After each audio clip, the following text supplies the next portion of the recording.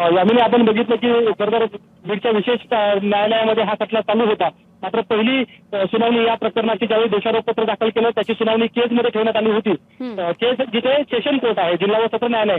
मात्र या संदर्भात परत एकदा सीआयडीने आता अर्ज केलाय आणि त्यांनी म्हटलं की हा खटला पुन्हा एकदा बीडच्या जिल्हा न्यायालयामध्ये चालवण्यात यावा.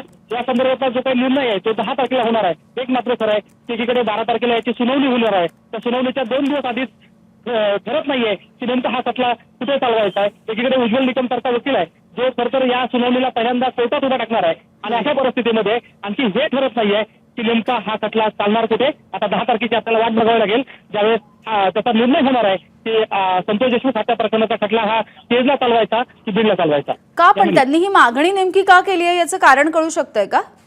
यामिनी आतापर्यंत ज्याही वेळेस या खटल्याच्या संदर्भाने मागण्या झालेल्या आहेत त्याचं एक कारण प्रमुख राहिलेलं आहे आणि ती म्हणजे सुरक्षा.